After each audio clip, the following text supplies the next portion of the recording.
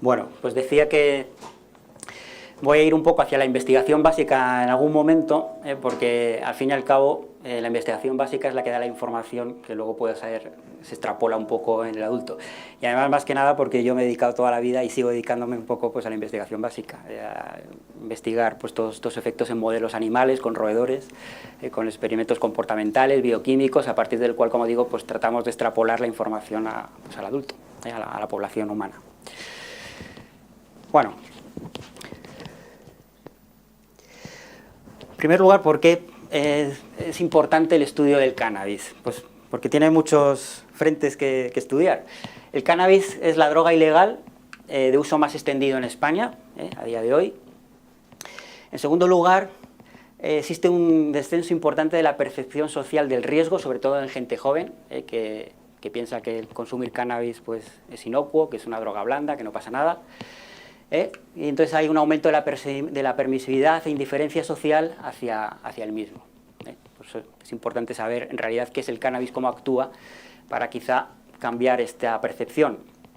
Aproximadamente los datos epidemiológicos indican que un 10% de personas que consumen cannabis de forma regular se hacen dependientes a la misma, y ese porcentaje pues, aumenta en torno al 13% cuando el consumo comienza en la adolescencia, en épocas jóvenes.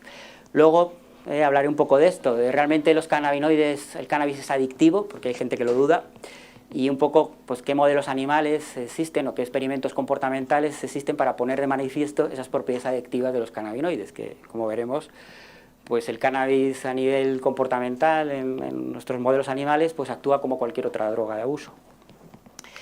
La edad de inicio en el consumo del cannabis pues parece ser también un factor determinante en la aparición y gravedad de las consecuencias negativas que tiene su consumo. Y por otra parte, este es otro tema del que no voy a hablar apenas nada, una pincelada, pero evidentemente también el cannabis no solo es negativo, tiene potencial terapéutico importante, es un tema de investigación muy en boga también, y pues tiene un potencial de aplicación en diversas patologías. Entonces, pues saber, repito, lo que es el cannabis, cómo actúa, y tener claro un poco todos estos conceptos es importante para tener claro, para clarificar todas estas ideas. Bueno,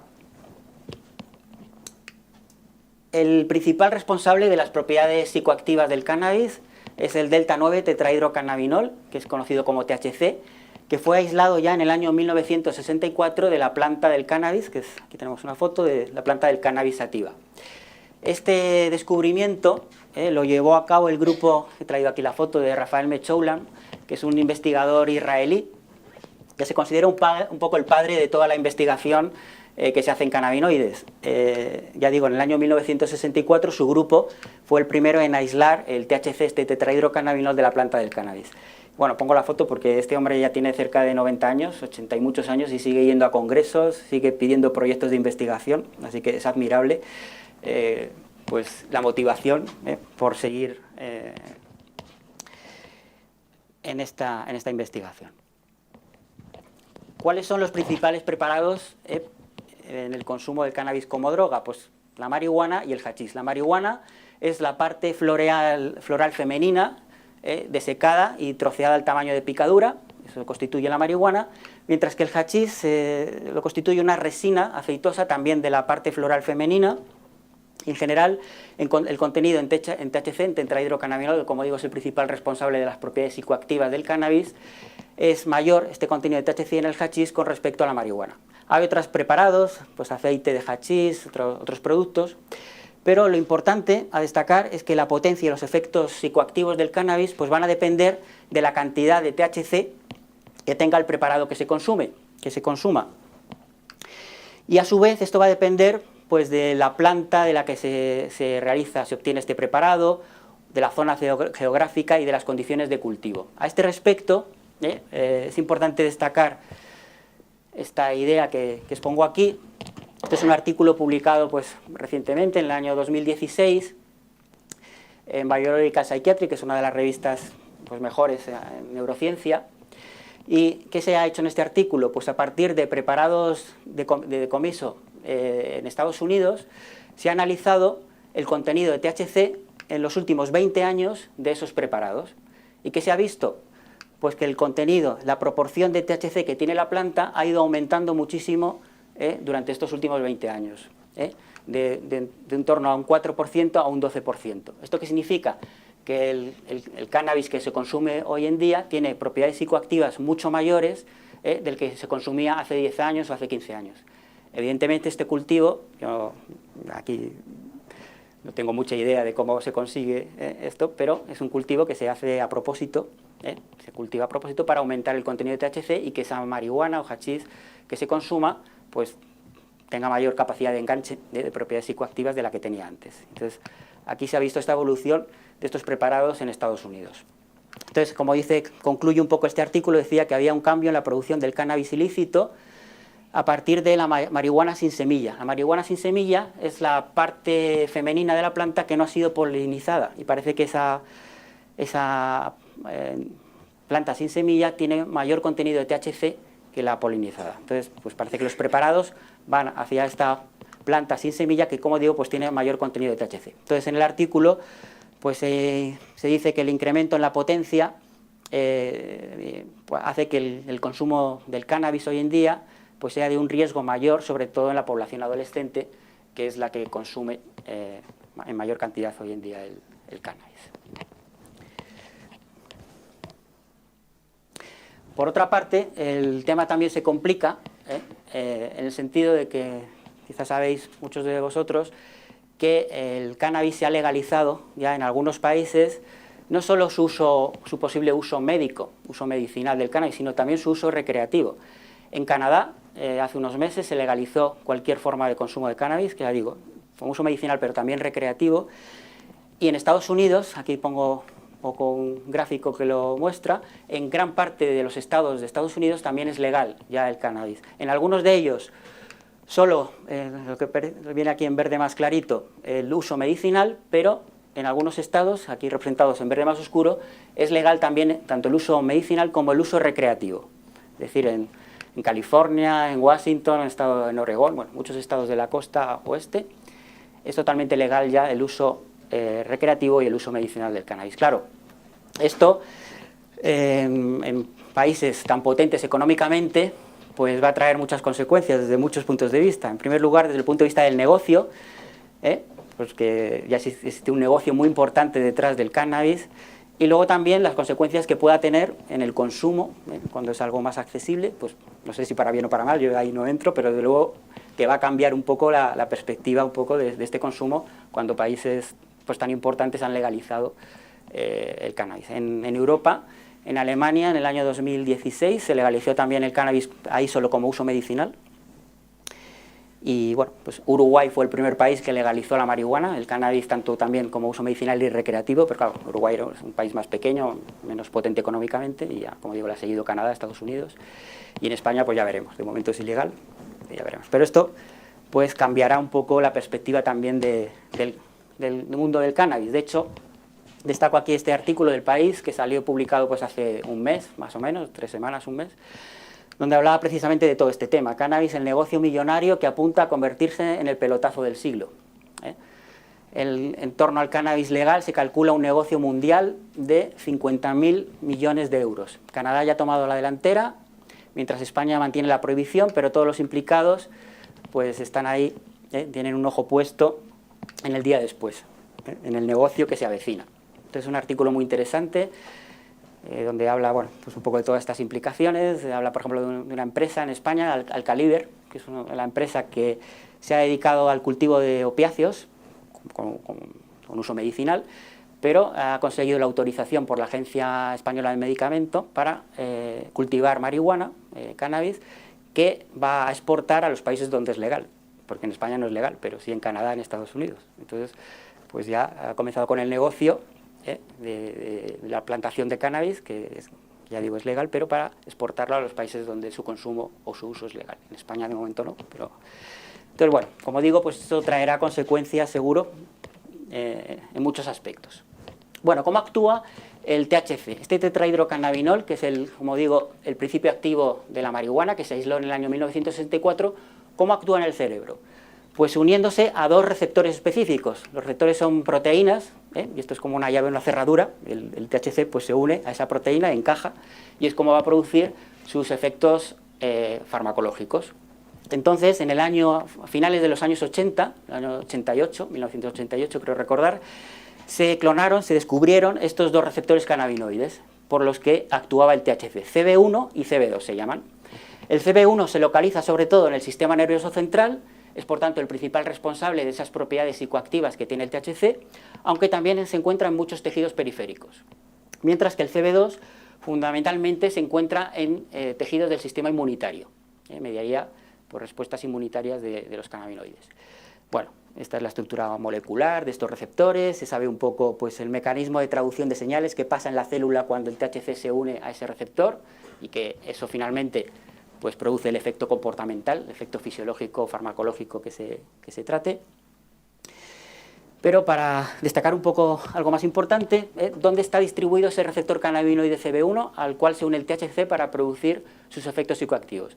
Pues lo importante es que este receptor CB1 está muy ampliamente distribuido casi por todo el cerebro. De hecho, aunque es un receptor de descubrimiento más o menos reciente, porque bueno, en ciencia 30 años tampoco es tanto, hay receptores que se sabe su existencia desde mucho antes, pero sin embargo es uno de los receptores más abundantes que existe en el cerebro. Esta es una imagen de un cerebro de rata, donde se describe la distribución de este receptor cannabinoide CB1, cuanto más oscuro, más receptor hay, entonces vemos que está muy ampliamente distribuido. Pues hay mucho CB1, por ejemplo, en esta estructura que es el cerebelo, que es muy importante para coordinar el movimiento. Hay mucho receptor CB1 en el hipocampo, esta estructura es básica para el aprendizaje y la memoria. Hay mucho receptor CB1 en estas estructuras que son los ganglios basales, que son muy importantes también para regular el movimiento. Es decir, por eso el THC, ahora detallaré un poquito, resumiré un poquito, produce tantos efectos, porque se va a unir a su receptor que está muy distribuido por todo el cerebro. Por tanto, los efectos que va a producir son muy numerosos. Un aspecto quizá positivo es que el CB1 no está, bueno, aquí se ve un poquito gris, pero es casi fondo, no está en el tallo cerebral. ¿Esto qué implica? Que ante un consumo masivo de marihuana, alguien que quisiera fumar muchísimos porros de repente, nunca se produciría una muerte por una intoxicación, cosa que, por ejemplo, si pasa con los opiáceos, con la heroína o la morfina, que se puede producir muerte por depresión respiratoria ante una toxicidad aguda. ¿Eso es por qué? ¿Por qué pasa con que en la marihuana no sucede esto? Porque, como digo, el receptor CB1 está ausente en el tallo cerebral y el tallo cerebral es donde están los centros que regulan la actividad cardiorrespiratoria. Entonces, por mucho THC que se consuma, como se tiene que unir al CB1 para producir sus efectos, como no está en el tallo cerebral que regula esta función cardiorrespiratoria, pues no se va a producir esta intoxicación tan peligrosa que si pasa con los opiáceos, por ejemplo. Que es un poco lo que describo en esta diapositiva. Eso no significa pues, que el THC, y sobre todo cuando se consume en la adolescencia, en épocas tempranas, pues no tenga un impacto psicológico, social, académico, cultural en los consumidores. Bueno, pero para avanzar un poco más, claro, ¿cuál fue el siguiente descubrimiento que trataron de descubrir los investigadores? Evidentemente, los receptores que están en el cerebro no están ahí para que la gente se drogue, para que la gente fume porros, para que el THC, que es algo que está en una planta, los active. ¿Por qué existen? Pues porque hay ligandos endógenos, sustancias endógenas nuestras en nuestro cerebro que los van a activar y que van a cumplir una función fisiológica. Todo lo que está en el cerebro tiene que ser activado por sustancias que también están en el cerebro. Sería absurdo tener receptores para fumar porros. Entonces, ese fue el siguiente descubrimiento que hicieron los investigadores. Pues buscar qué ligandos endógenos, qué compuestos teníamos en el cerebro que activaban esos mismos receptores. Y esto se descubrió en el año 1992 por el mismo grupo israelí, Rafael Mechoulam, que comentaba anteriormente, que como digo es el padre un poco de todo el descubrimiento de lo que es el sistema cannabinoide. En el año 1992 se descubrió este compuesto, anandamida, se llamó así porque en sánscrito anandamida significa embeleso, pues se le puso este nombre, este ligando endógeno, anandamida, o el 2-araquidonilglicerol, que es este otro compuesto, que son los dos endocannabinoides más estudiados. Es decir, estos compuestos son sustancias naturales que todos tenemos en nuestro cerebro y que van a activar también el receptor CB1 y que van a producir efectos similares al THC de la marihuana. Pero claro, a nivel fisiológico, a nuestro favor, por así decirlo, porque para eso existen. Vale, pues se conoce también un poco pues, todos los procesos celulares que se producen en la célula cuando estos compuestos endógenos los activan los receptores y que generan finalmente una respuesta farmacológica. ¿Para qué tenemos estos compuestos? Bueno, pues es lo que se ha estado estudiando en estos últimos años. Esto en realidad es un sistema fisiológico compuesto por receptores cannabinoides y endocannabinoides, que se llaman compuestos endógenos, que los activan y que tienen una función fisiológica determinada. Lo primero que se supo es que estos endocannabinoides se producen a demanda, que se dice, es decir, cuando los necesitamos. En general no están almacenados, sino que bueno, se almacenan en forma de fosfolípidos en la membrana, por así decirlo, en un estado latente, basal, y cuando se necesitan, se activa el sistema y se libera. ¿Y cuándo se necesitan? Pues lo que voy a tratar un poco de explicar también, qué funciones fisiológicas pues tienen estos compuestos. Entonces, antes de ir un poco a las funciones, para no perdernos y ir clarificando un poco lo que es este tema, digamos que dentro del mundo de los cannabinoides tenemos cannabinoides vegetales, que hemos dicho que es el THC, el tetrahidrocannabinol de la marihuana, que va a activar receptores cannabinoides CB1 que tenemos en el cerebro para producir efectos fisiológicos. Pero por otra parte, pues tenemos endocannabinoides, compuestos que todos tenemos en nuestro cerebro, la anandamida pues es un ejemplo, que va a activar los mismos receptores para producir pues, efectos fisiológicos. Y por otra parte tenemos cannabinoides sintéticos, que estos se han utilizado siempre en los laboratorios de investigación, son más potentes pues, para hacer estudios sobre este sistema, que van a activar también los receptores CB1, los mismos, para producir efectos fisiológicos.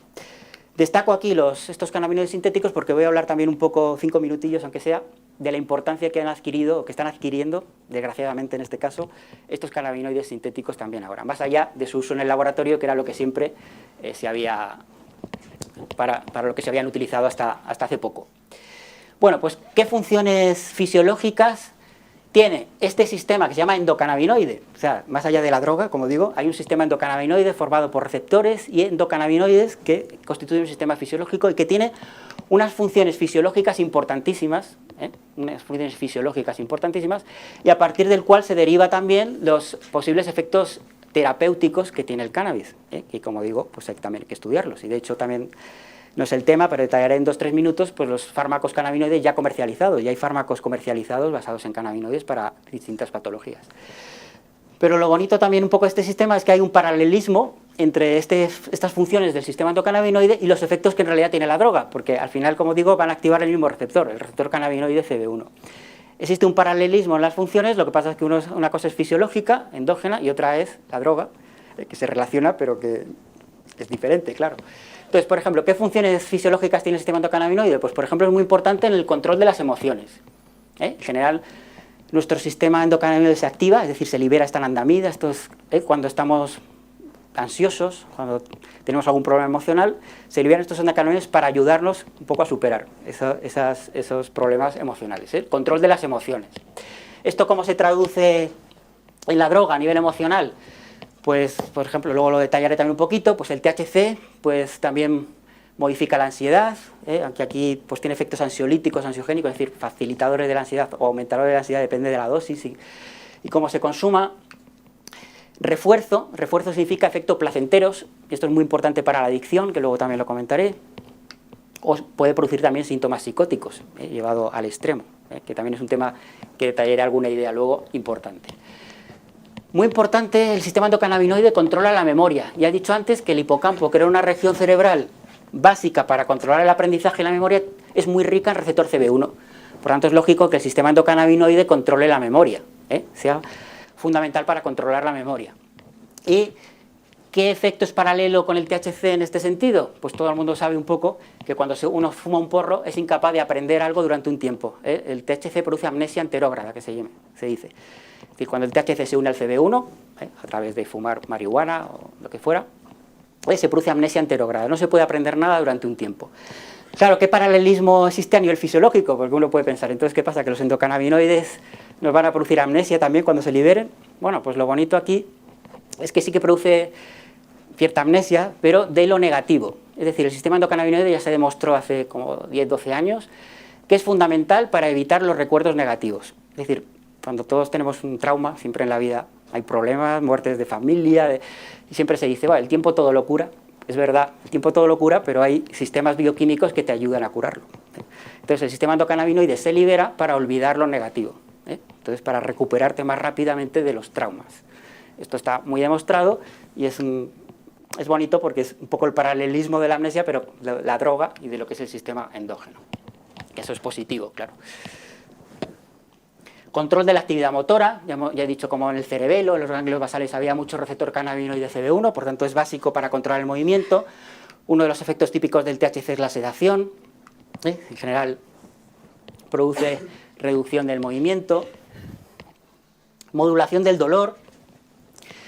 El sistema endocannabinoide también se libera ante situaciones de dolor, porque tiene efectos analgésicos.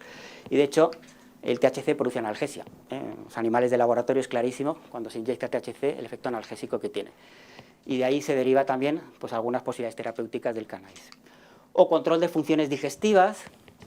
Y bueno, un poco relacionado con esto, pues el THC tiene dos claros efectos también muy marcados. Induce el apetito,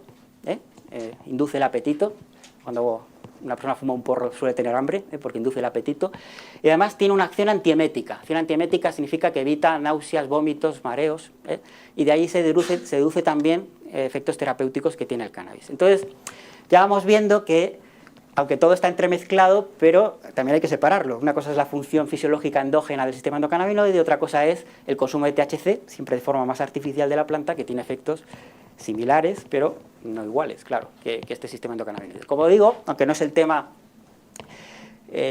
fundamental de lo que quería decir, pero a partir de las funciones de este sistema fisiológico, pues se deducen también posibilidades terapéuticas del cannabis. Ya digo que en Canadá pues, se ha legalizado el uso medicinal, pero también el uso recreativo en este caso. Pero ya hay varios fármacos comercializados que han pasado sus ensayos clínicos basados en cannabinoides para distintas patologías, basándonos en esas funciones que tiene el sistema fisiológico endocannabinoide. Entonces, algunos de ellos, pues el marinol y el dronabinol, estos dos compuestos de aquí, pues se han comercializado como antieméticos. Su principal uso clínico es como antiemético en personas que tienen cáncer y están siendo tratadas con quimioterapia. Sabéis que uno de los efectos negativos de la quimioterapia son las náuseas y vómitos, que son muy importantes, hay que tratarlos. Pues como he dicho antes, el cannabis tiene un efecto antiemético importante. Esto se ha aprovechado para hacer un compuesto sintético, similar al THC, y que tiene un carácter antiemético importante.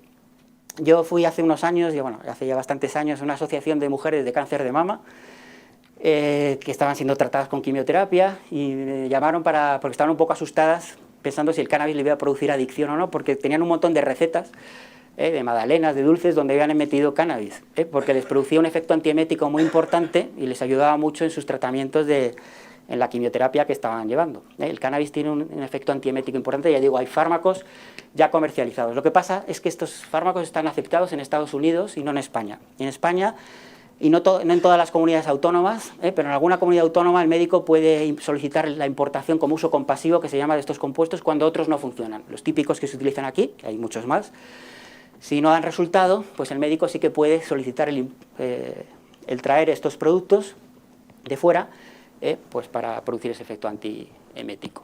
Entonces, pues esto ya digo, está comercializado. El Sativex, este sí que está comercializado en España, es un spray que es una mezcla de tetrahidrocannabinol directamente, del principio activo de la marihuana, y de cannabidiol. El cannabidiol es otro cannabinoide de la planta, porque hay muchos, más allá del THC, que no tiene propiedades psicoactivas. Es como el cannabinoide bueno, hoy que se está estudiando mucho, porque tiene propiedades terapéuticas, sin embargo no es psicoactivo, no produciría adicción. Entonces este Sativex es un spray, mezcla de THC y de cannabidiol, y el uso que se ha dado es para espasticidad muscular asociada a esclerosis múltiple, una rigidez muscular que está asociada a esclerosis múltiple, y parece que aquí el cannabis también es muy útil. Este Sativex sí que está comercializado en España, pero parece que a precio de oro. El tratamiento es carísimo y bueno, es una alternativa cuando no funcionan otros tratamientos más convencionales.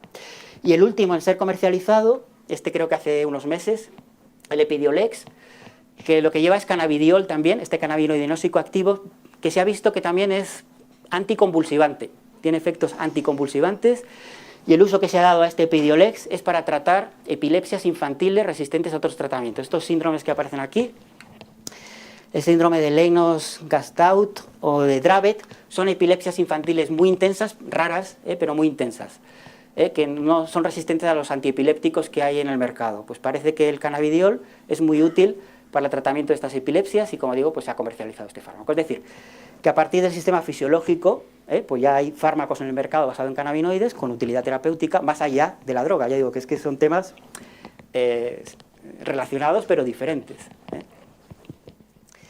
Bueno, volviendo un poco de todas formas a las consecuencias del cannabis, pues es evidente que el cannabis como droga pues tiene muchos efectos negativos, sobre todo, como digo, cuando se consume en la adolescencia, que es a lo que me voy a referir un poquito ahora, que es quizá el mayor peligro. No es lo mismo fumar un porro con 30 años de vez en cuando que empezar con 13 años, como es la edad media del comienzo del consumo en España, 13, algo. Eso significa que si un chico empieza a fumar porros con 17 años, pues hay niños con 10 años que están fumando porros. Entonces, pues se ha visto que hay un aumento de fracaso escolar, conductas de riesgo derivadas de la desinhibición, que esto es característico de todas las drogas de abuso. El alcohol es lo más típico, uno se desinhibe, pues el THC produce lo mismo, entonces te haces más vulnerable cuando estás desinhibido a muchas situaciones. Alteración en la capacidad para la conducción de vehículos, por efecto sedante que hemos dicho que produce. Y luego esta serie de incidencias de trastornos de los que voy a hablar un poquito más luego, incremento de la incidencia de síntomas psicóticos, es un tema muy polémico hoy en día. Es decir, la pregunta es, ¿el cannabis cuando se consume en la adolescencia puede producir brotes psicóticos en la edad adulta? Una pregunta pues polémica, bastante en estudio hoy en día, que luego pues trataré de decir un poquillo sobre ello. Incremento de trastornos de ansiedad o de desarrollar una adicción mayor, es decir, el consumo de cannabis en la adolescencia y en el adulto aumenta la vulnerabilidad a otras drogas de abuso, a efectos emocionales negativos, ansiedad, depresión. Pues esto también está muy en estudio hoy en día, con modelos animales, para tratar de extrapolar también lo que pasa luego en el humano. O toxicidad a largo plazo a nivel pulmonar se ha visto. Bueno, sobre la ansiedad, adicción, hablaré un poquito más de este aspecto. Bueno, volviendo un poco al tema también que he comentado antes, de los tipos de cannabinoides, ¿no? Vegetales de la droga, los endógenos y los sintéticos. Los sintéticos, como he dicho, pues son cannabinoides que siempre se han utilizado en el laboratorio, pues son más potentes, pues para tus experimentos pues utilizabas distintos cannabinoides sintéticos. Bueno, pues el problema es que desde hace unos años, 6, 7 años más o menos es donde ha surgido la problemática, pues resulta que por internet se venden preparaciones con cannabinoides sintéticos que la gente utiliza también para drogarse, porque se vende pues en forma de sobres así muy llamativos, Spice y K2 son sus principales nombres, son sobres así con colores, y cuando se venden, en internet uno puede entrar y verlo, pues se vende como incienso herbal, como algo muy inocente para evitar, claro, los problemas legales, pero el que vende y el que compra sabe lo que está haciendo. De hecho pone, no apto para el consumo humano, pero es algo hipócrita. Ya digo, el que lo vende sabe por qué lo vende y el que lo compra normalmente también. Entonces, ¿qué hace la gente? Pues lo fuma. Se fuma estos inciensos y piensa que son cannabinoides sintéticos y que es menos peligroso, pues también un poco lo que la gente interesada intenta decir, que el THC natural de la planta, y es pues todo lo contrario. Entonces, bueno, aquí es un artículo muy reciente, de 2017, donde habla un poco de esta problemática. Aquí pues habla un poco de la historia, de la síntesis de todos estos cannabinoides sintéticos, que como digo, pues desde el año 2010 hasta ahora, bueno, pues se siguen sintetizando este tipo de cannabinoides, que son muy consumidos sobre todo en adolescentes, gente joven y personal militar. ¿Por qué? Pues porque tampoco es muy difícil detectar en análisis de orina o de sangre la presencia de estos cannabinoides. Todavía no se ha desarrollado la tecnología para detectarlos. Entonces, pues parece que entre el personal militar o gente joven que puede camuflar más este consumo, pues también está más de moda este consumo. Pero bueno, simplemente quería incidir, aquí hay una tabla donde compara los efectos del THC, del efecto natural del THC de la planta con estos cannabinoides sintéticos. En general, lo que es más suave con el THC, pues es más peligroso con estos cannabinoides sintéticos. De lo poco que se sabe, porque a nivel de investigación básica todavía se sabe muy poco porque es todo muy reciente. Entonces, hay pocos estudios básicos. Lo que más se sabe es más a partir de las urgencias hospitalarias que surgen de la gente que lo consume, un poco pues la información que se está recopilando. Pero bueno, por ejemplo, brotes psicóticos, pues mild significa pues como suave o, bueno, sí es cierto riesgo con el THC, pero sin embargo es más severo, más posibilidad de brotes psicóticos con estos cannabinoides sintéticos. O lo que es más llamativo es que muertes por sobredosis con THC no ha habido hasta ahora ninguna. Ya he dicho que al no haber receptores TB1 en el tallo encefálico, muerte por por un colapso cardiorrespiratorio es casi imposible. Sin embargo, con estos cannabinoides sintéticos ya hay más de 20 muertes reportadas por una toxicidad aguda. ¿Por qué? Porque aparte de que el cannabinoide sintético es más potente y sus efectos pues, no se conocen del todo, además es que estos preparados están rociados con otros compuestos, aparte de los cannabinoides, también aposta, pues que tienen incidencia a nivel cardiovascular, en fin, todo también para potenciar el efecto adictivo que tienen. Entonces es un problema que ha surgido sobre todo más en Estados Unidos, pero lo que pasa en Estados Unidos siempre llega a Europa tarde o temprano y que posiblemente en España empiece a ser un problema dentro de poco. Aquí también, un poco por curiosidad, pero bueno, pues en un artículo muy reciente, pues dice aquí, epidemia de zombie causada por el cannabinoide sintético AMB fubinaca en Nueva York. Pues resulta que pues, en julio, en un día en Nueva York, pues aparecieron como 20, 30 personas, pues como una especie de zombies por la ciudad. A estas personas, pues algunas de ellas fueron a urgencias hospitalarias, dentro de ese subconjunto que fue a urgencia hospitalaria, algunas de esas personas se les hizo un análisis y se detectó pues este cannabinoide sintético, que parece que fue el responsable de esta epidemia tipo zombie que surgió en Nueva York. Con lo cual, como digo, pues cosa que jamás haría el THC, o por lo menos no se ha visto que el THC ni a grandes dosis produzca estas reacciones.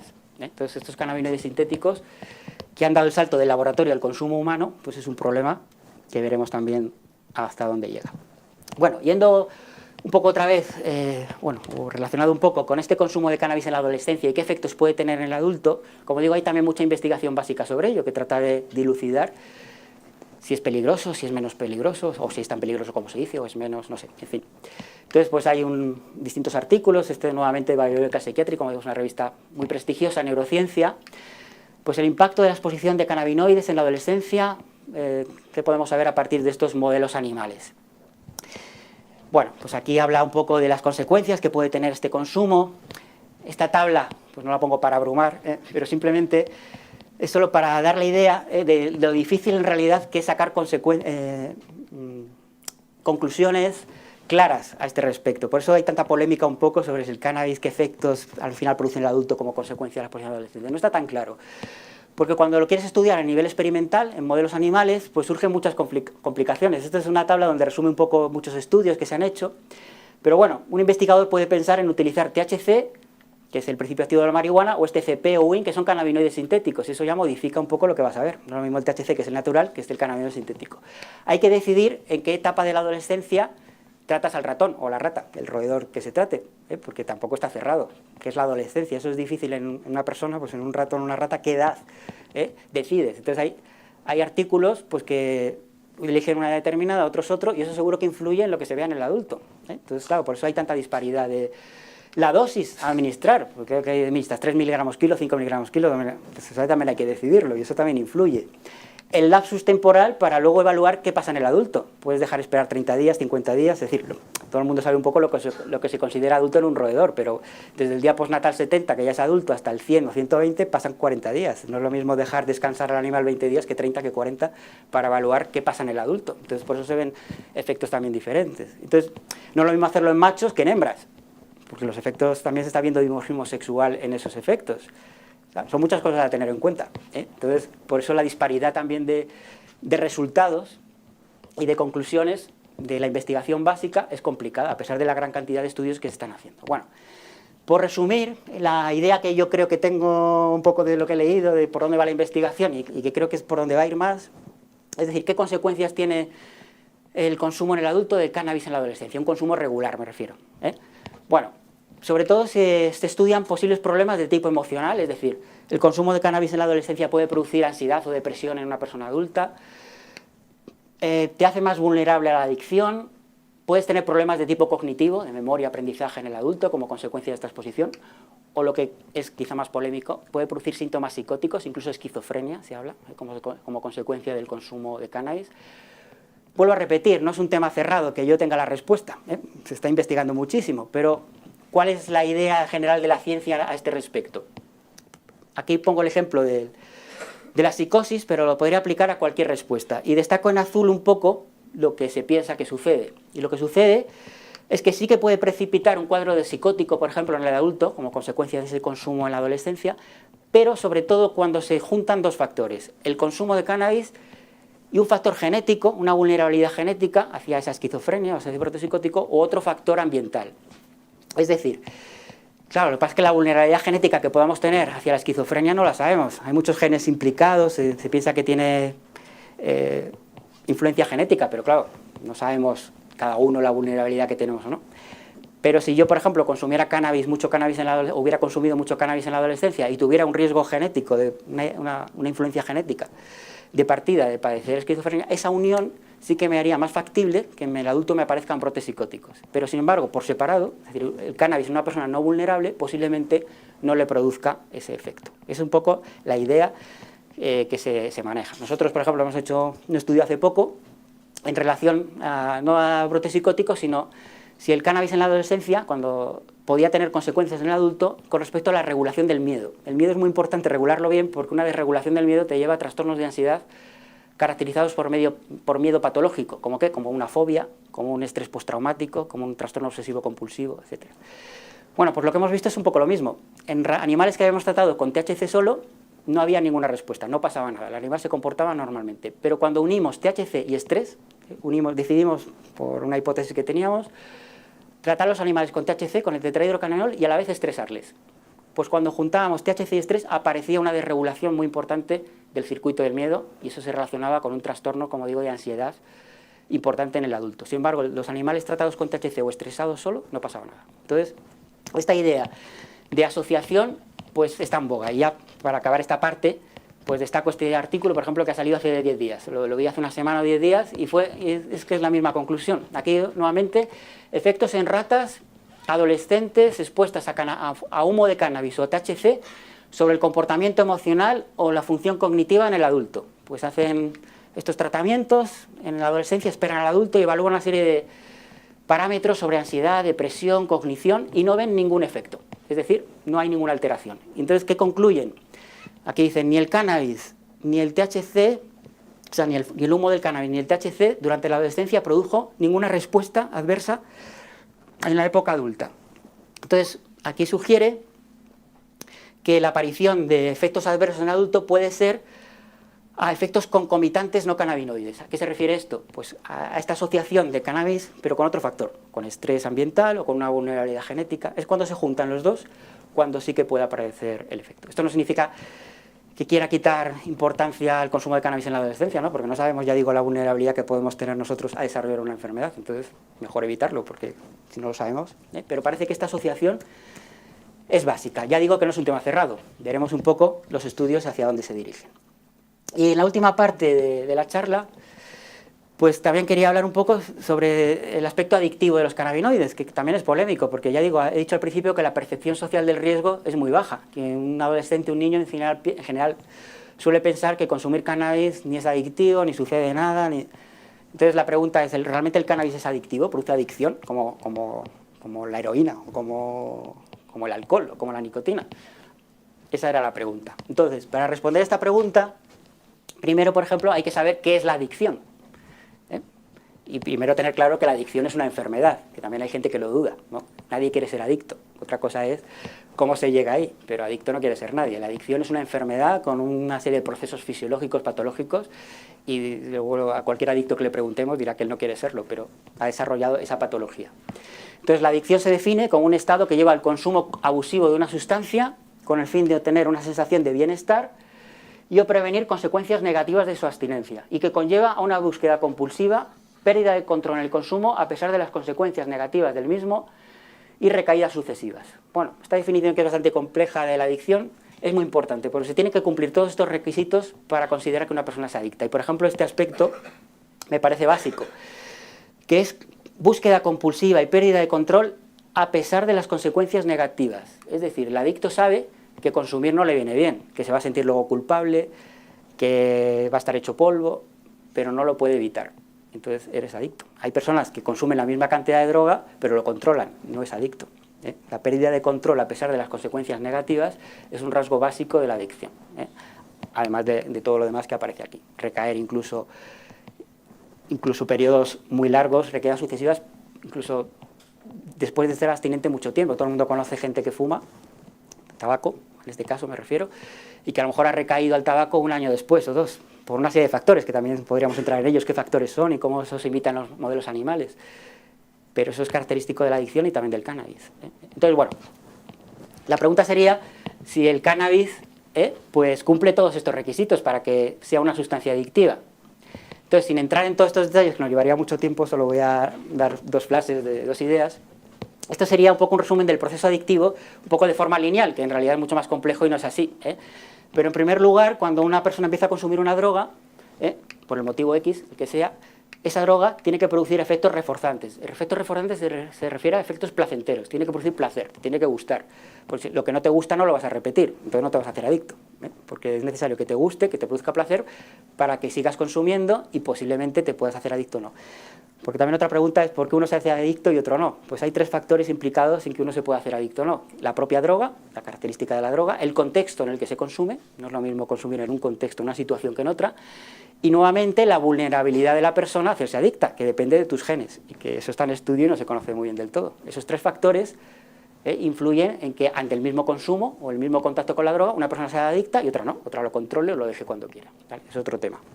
Pero en cualquier caso, en el comienzo de la adicción los efectos reforzantes son básicos.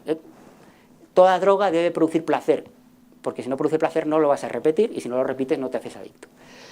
Como consecuencia del consumo crónico, porque la droga te ha gustado y produce placer, pues se pueden producir reacciones de tolerancia y eso te lleva a la dependencia. La tolerancia es la pérdida del efecto farmacológico como consecuencia del consumo repetido. Entonces, para satisfacer ese efecto sueles aumentar la dosis.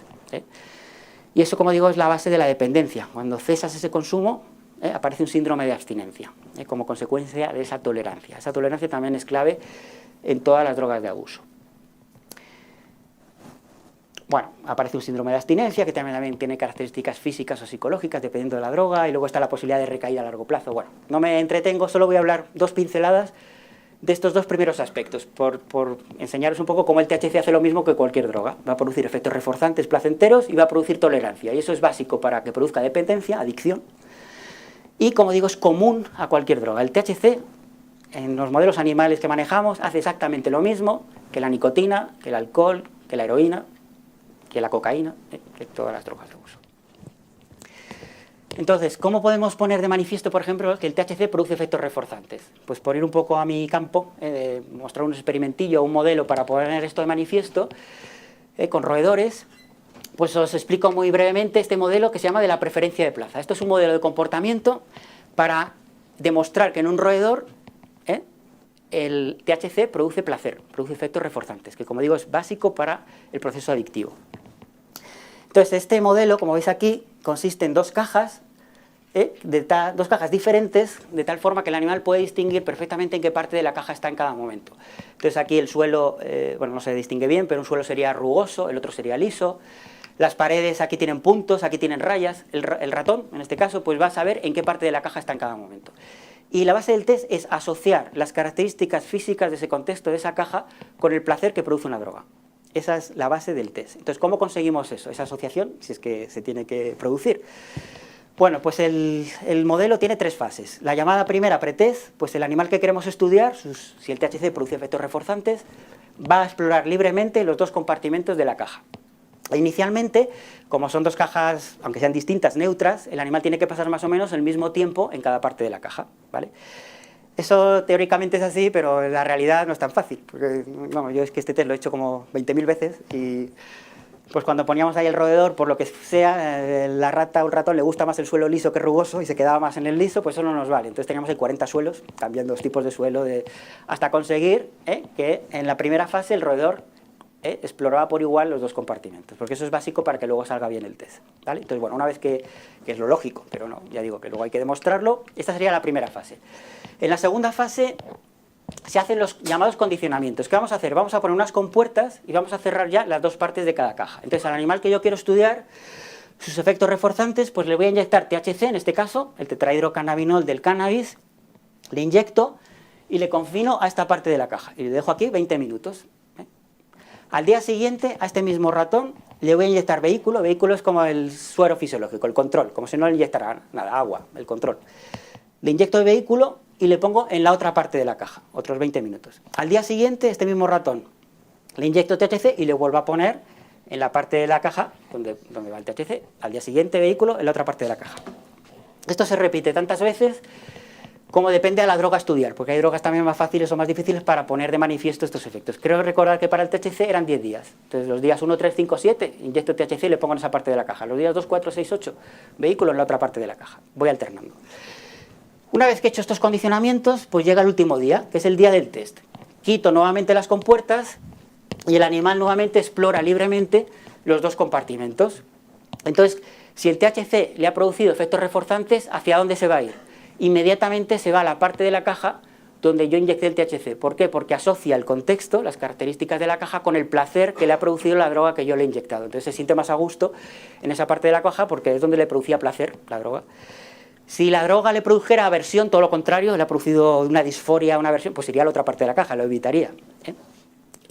Y si yo inyectara vehículo todos los días, es decir, agua o suero fisiológico, pues ni fu ni fa. Al final volvería a estar en el mismo tiempo de la caja como el primer día, porque no ha habido ni refuerzo ni aversión.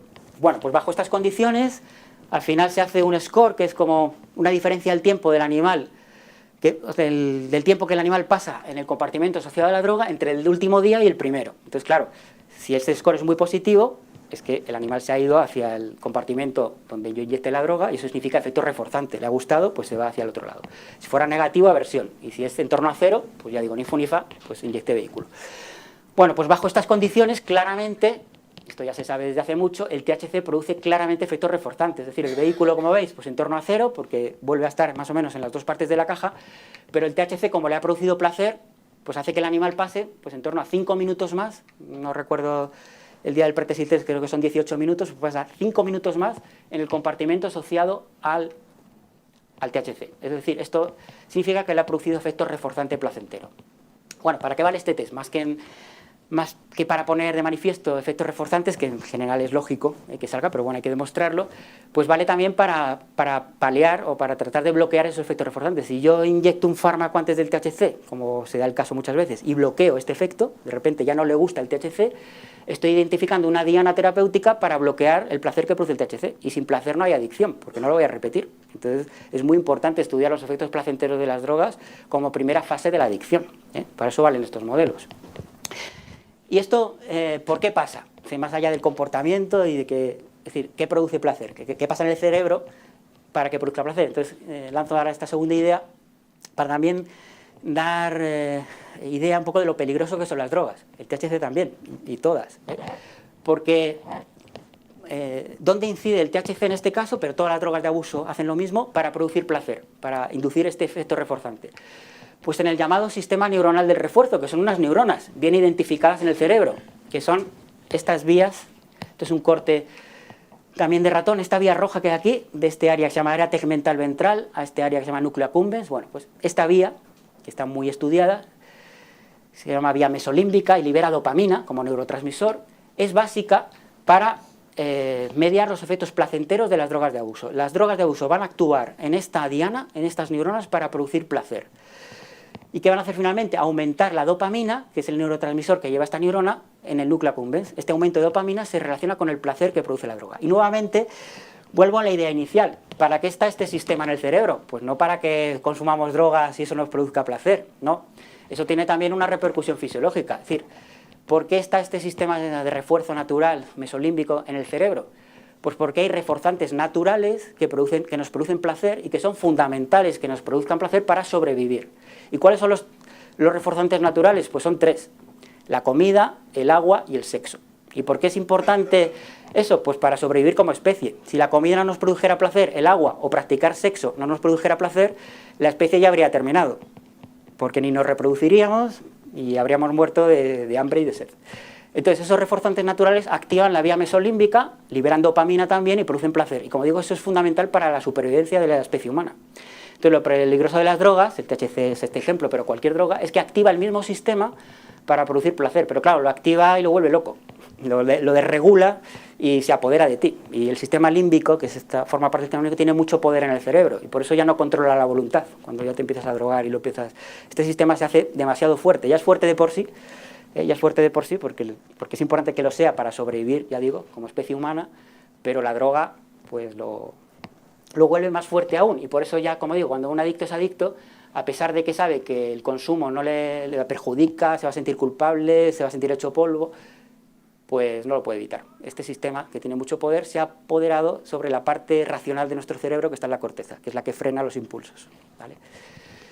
Bueno, esto es un poco lo que trato aquí de decir en esta diapositiva, y esto es un ejemplo, porque este nivel de dopamina en el núcleo accumbens se puede medir, claro, en el laboratorio. Hay aparatos para medir la dopamina.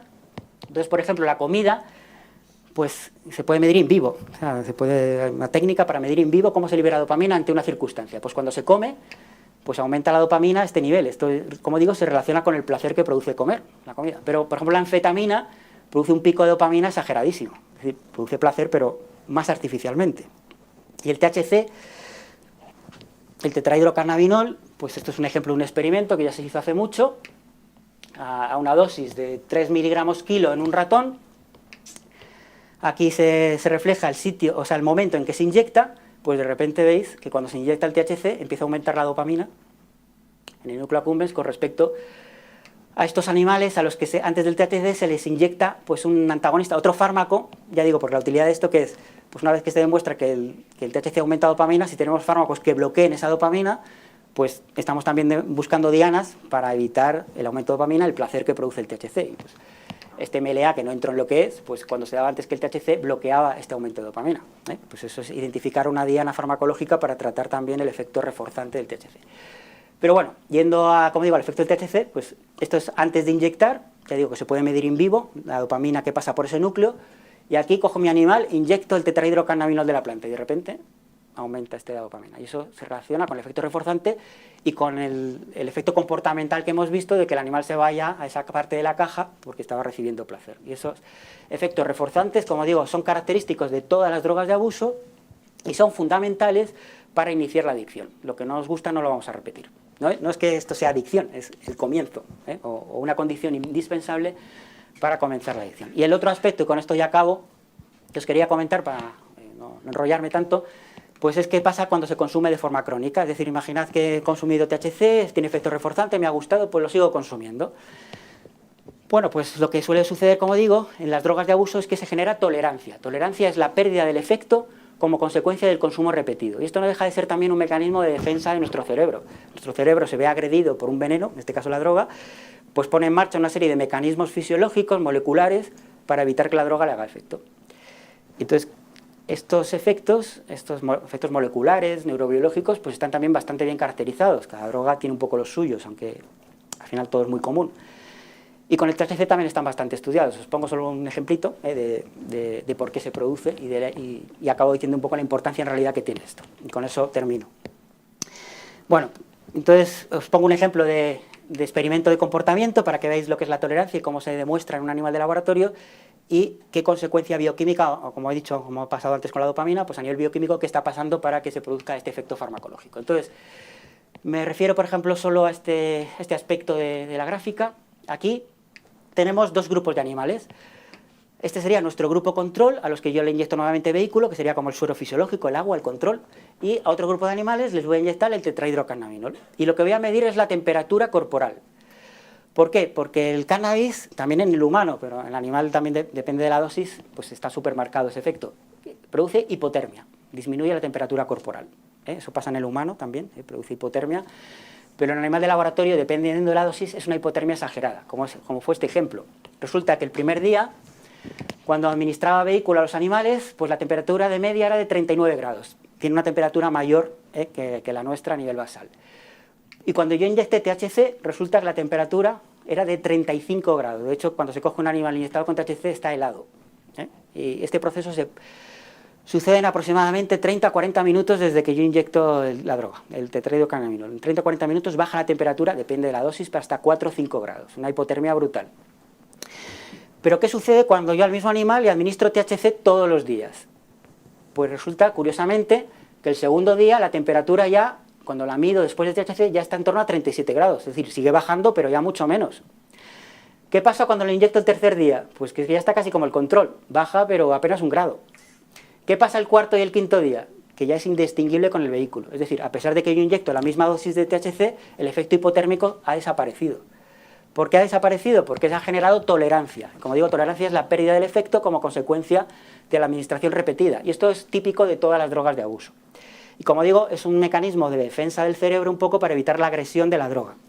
Entonces, ¿cuál es la base neurobiológica o molecular de esto? Es complejo, pero aquí os pongo un gráfico muy bonito de un experimento que se hizo hace mucho tiempo, pero muy explicativo.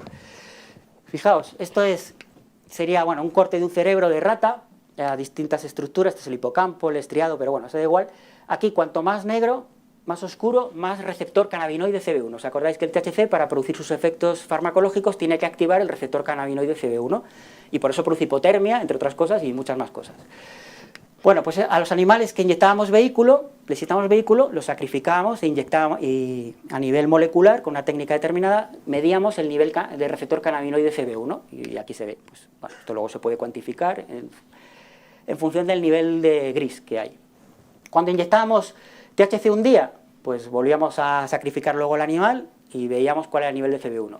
Cuando lo inyectábamos 3 días, 7 días, 15 días, o sea, 3 días si sacrificamos al animal veíamos cómo estaba el receptor, 7 días, 15 días. ¿Qué se ve a simple vista?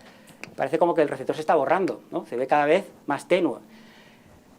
Por eso el THC, cuando se administra de forma crónica, pierde el efecto, porque se encuentra con menos receptores. Esto no es que sea la técnica que está mal, sino que es que el cerebro va internalizando los receptores, se los va comiendo, por así decirlo, para que cuando llegue el THC no le produzca ningún efecto. Y eso es la base de la tolerancia. Es decir, es algo fisiológico.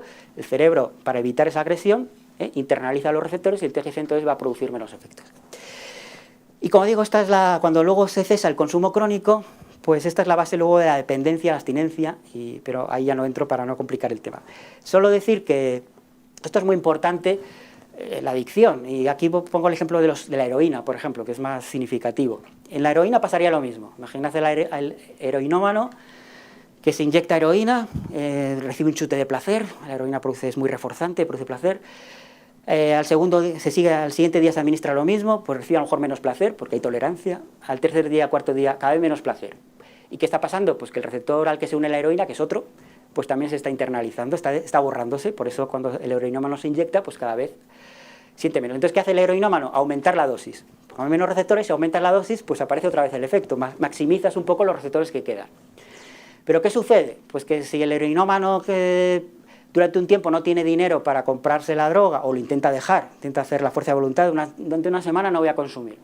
Este proceso es totalmente reversible. A la semana de que el adicto, el heroinómano, no consuma heroína, los receptores vuelven a su estado basal. Y normalmente el heroinómano se inyecta nuevamente la última dosis que recuerda que le produjo dosis, el placer, que ya era muy alta, jugaba con la tolerancia. De repente se inyecta la dosis que recuerda del quinto día, los receptores están a su nivel normal, muerte por sobredosis. Porque la heroína se une a receptores, a distinto del cannabinoide, como he dicho antes, en el tronco encefálico, que son básicos para el control cardiorrespiratorio. Entonces, muerte por depresión respiratoria, que es la principal causa de muerte por sobredosis con opiáceos. Y todo esto se basa en la tolerancia que todas las drogas producen. Entonces, en conclusión de esta parte y ya de la charla, ya sí que acabo, pues decir que el tratamiento crónico con THC es capaz de producir cambios adaptativos en el animal de experimentación, que da lugar a fenómenos de tolerancia y dependencia, y como digo es la base más importante de la adicción, ya no entro en seguir en los procesos, y que el THC induce efectos reforzantes positivos, es decir, placenteros, en los animales de experimentación, que es básico, y también en las personas, por eso se consume luego de forma repetida, y eso, como digo, te puede llevar a un proceso adictivo. Y cuando ese proceso tiene lugar en la adolescencia en vez de en el adulto, pues pueden producir las consecuencias que están en el estudio que he dicho antes de ese riesgo. Y aquí acabo, creo que no me enrollo más. Gracias por vuestra atención y cualquier pregunta.